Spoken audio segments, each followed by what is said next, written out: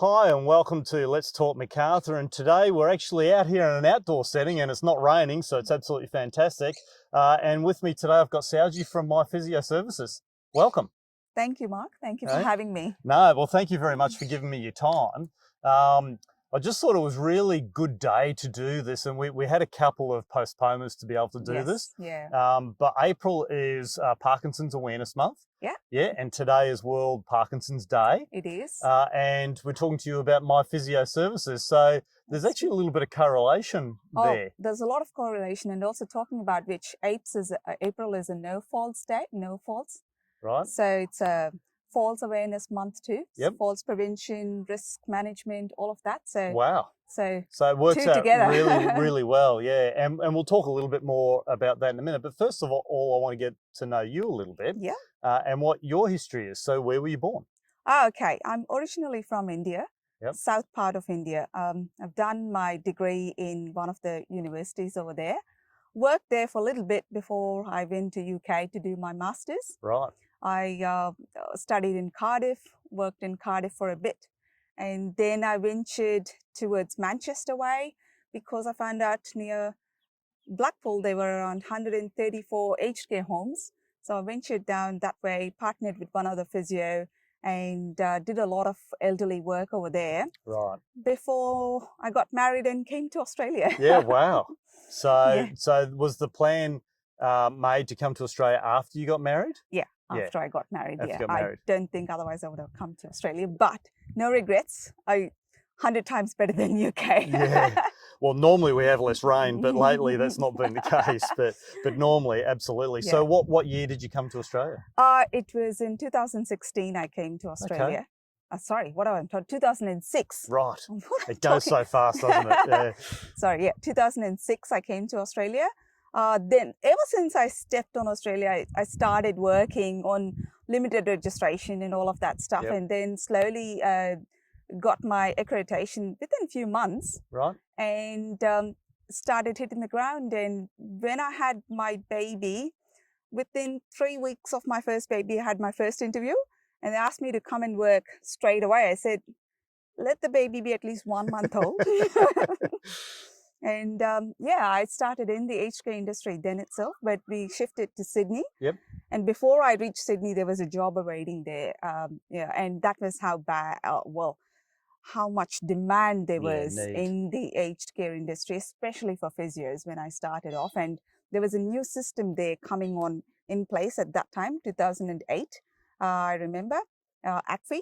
Oh, yep. ACFI just started then, so it was a big rush to get physios into aged care to do what ACFI wanted us to do.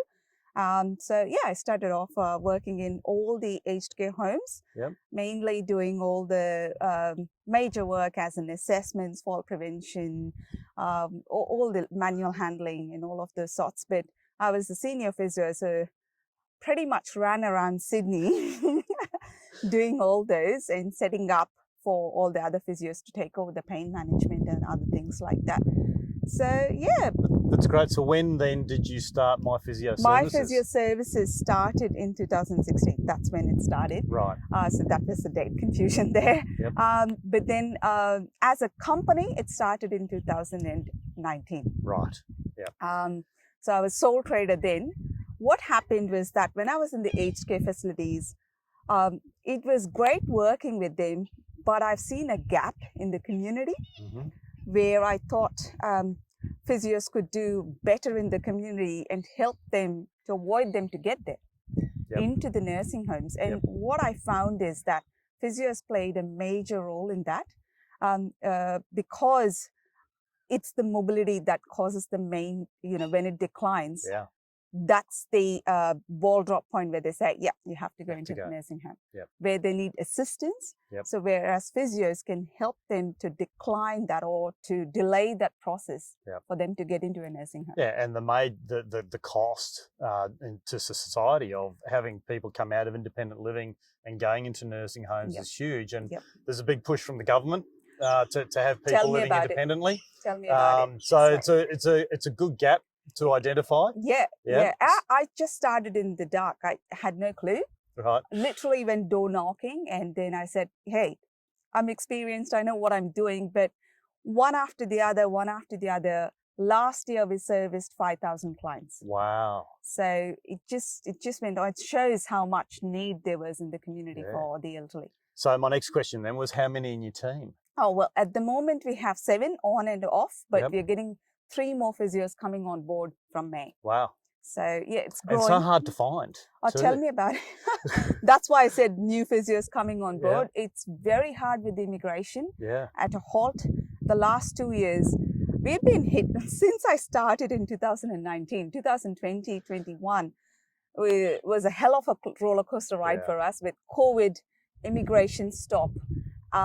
Aged care and COVID was not the best combination. It was in fact the lethal combination.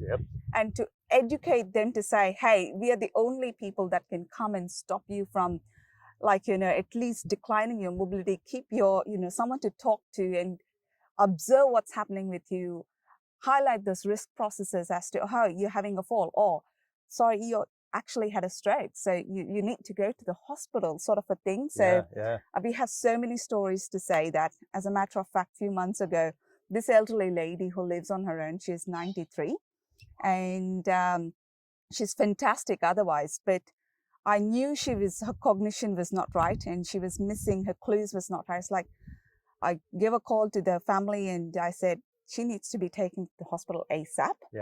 Within hours, they took her, and there was a mini stroke, and she had a couple of them before it developed into a big stroke. Wow. She was saved, and within 5 days, she was back home, and she started back on the exercise program again. What a great story. So we have so many stories like that, but that's why physios are important in the community.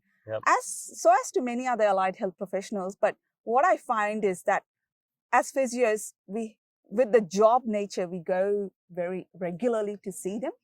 And that helps the elderly to have that professional touch other than the other services that they have with them. So with that, I mean, because I know the focus is on aged care, and I mentioned before it's World Parkinson's Day. So neurological conditions which affect movement, so movement disorders, I would imagine very much like the treatment for elderly in terms of fall prevention and getting moving.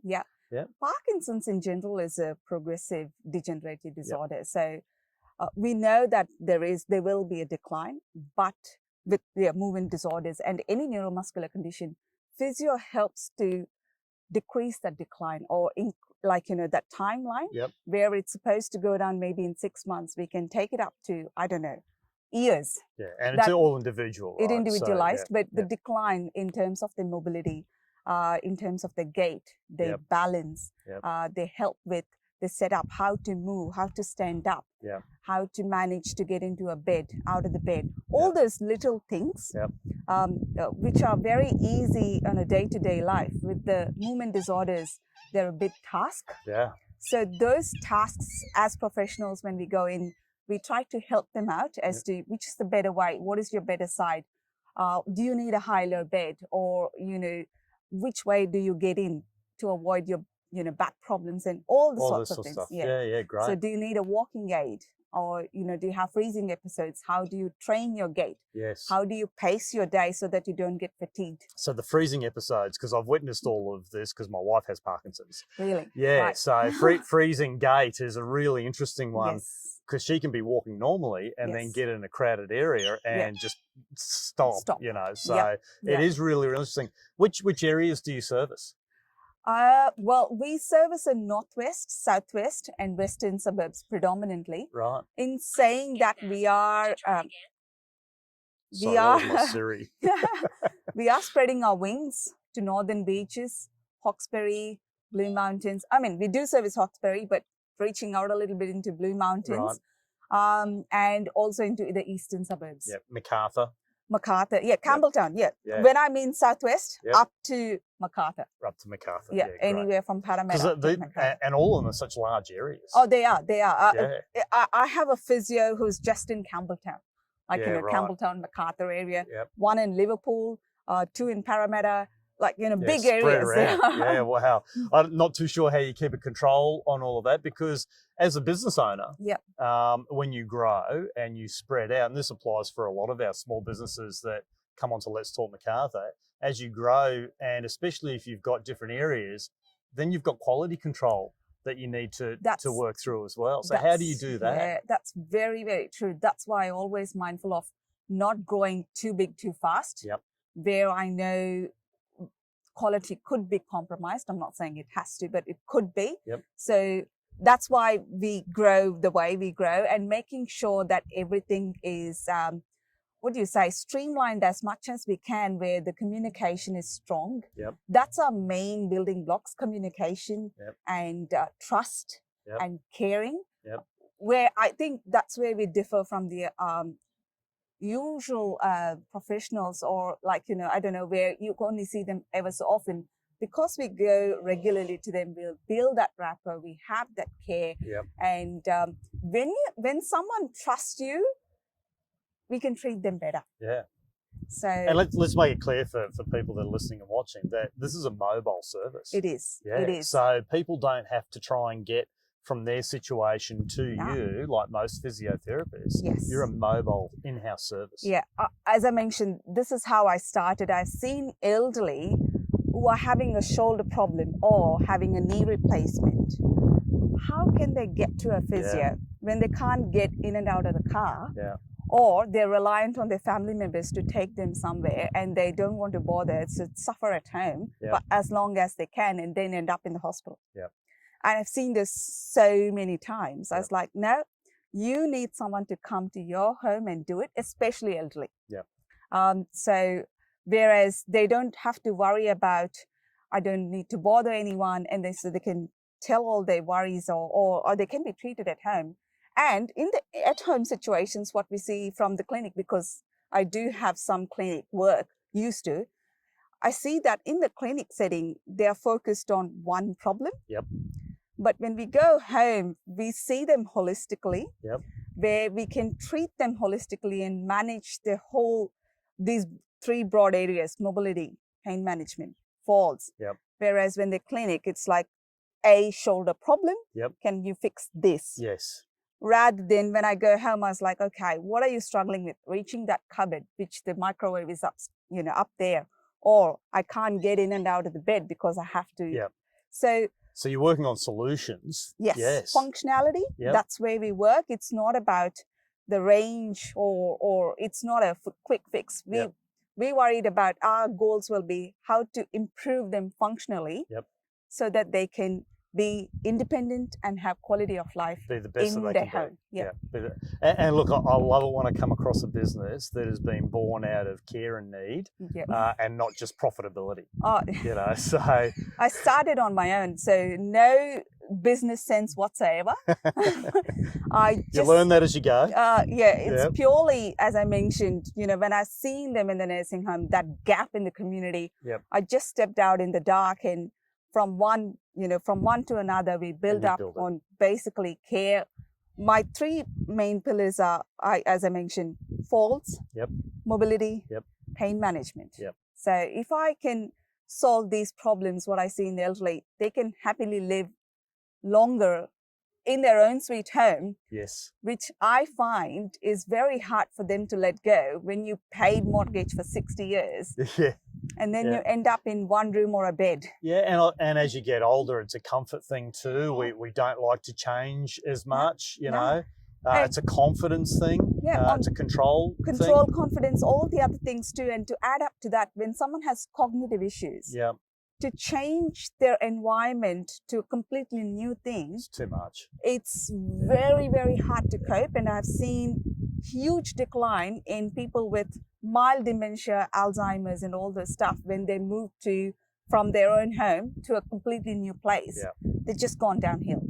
So how do people access or contact My Phsio Services? Okay, My Phsio Services, we have a website, www.myphysioservices.com.au, or we have Facebook, LinkedIn, My Phsio Services page, and you can always contact me on LinkedIn or Facebook. But all my details are there, including my beautiful. email ID and my phone number. Yeah, awesome, excellent. So I'm going to finish this off because I think that's an excellent wrap up of what the business stands for, and how it contributes to our society, basically, which is great in our age people. But I'm going to ask a couple of quick fire questions for you. So I finish all my interviews this way. All right, not my idea. I stole it off somebody else. James Lipton used to do it inside the Actors Studio. He actually had 10 questions, but I dropped one out because it's not appropriate for all audiences. So, number one, what's your favourite word? Care. Care. Oh, and it's appropriate, right? So I can see that. What's your least favourite word? Money. Money. Yeah. Money, or should I, not money as such, how do I say? Because elderly are tied up so much. When a professional comes to them, they're so scared, I can't pay you. Yeah. So that's what I'm, Okay. Yeah. What turns you on? I can walk someone the next day when they couldn't walk for a few years before. That turns me on. It awesome. Just gives me energy. Yeah, that's awesome. I love that. What turns you off? Turns me off. What should I say? Not much. Not much? I don't know, not much. I see a positive turn in everything. Yeah, so, I like that. Yeah. So if the glass is, the old analogy, the glass is half full or the glass is half empty. Yeah, I can. But some people just say it's a glass full, but it's full of rocks. But you can always add more water to it to fill it up. Exactly. So, sand, water, pebbles. I can always see room there. Yeah, excellent. Very good. What sound or noise do you love? Birds. Birds. I love birds. Yeah. Yeah, and that's why my elderly clients, as much as they like in the home, if there is any chance to get them outside, we will try to get them outside. Makes a huge difference for them. Yeah, excellent. Yeah. What sound or noise do you hate? Whippersnipper. Like that. any missionary? Yeah. Too much and too loud. Yeah. We'll see what we can do with that one in the editing. What profession other than your own would you like to attempt? Would I like to do? Maybe teaching kids. Teaching kids? Yeah. Other end of the spectrum. The other end of the spectrum. I suppose the most vulnerable, kids and elderly. Yeah. So, it's nice. What profession would you not like to do? Oh, would I not like to do? Oh, something like finance. I'm hopeless. Finance. Geez, I hope you've got a good bookkeeper then. Good accountant. Good accountant? Yeah, good. If heaven exists, what would you like to hear God say when you arrive at the pearly gates? I can, maybe if he says that my wish could come true, and my wish would probably be to take the pain away. Yep. Yeah, pain is one thing that only an individual can experience. Yep. As much as we want to empathize with them, we can't. Yeah, that's right. And it's something that can be taken away from them. Yeah. You know what I reckon he would say to you, Soji? I reckon he would say, thank you for caring. Thank you very much for coming out here today. We'll get this wrapped up and put out there. Thank you. So we can get a few more people to learn about My Phsio services. That's wonderful. Yeah, because we've got an aging community, right? Oh yes, yes. Talk about the baby boomers. Yeah, that's exactly right. So that'll be it for us for today, and we'll see you on the next video.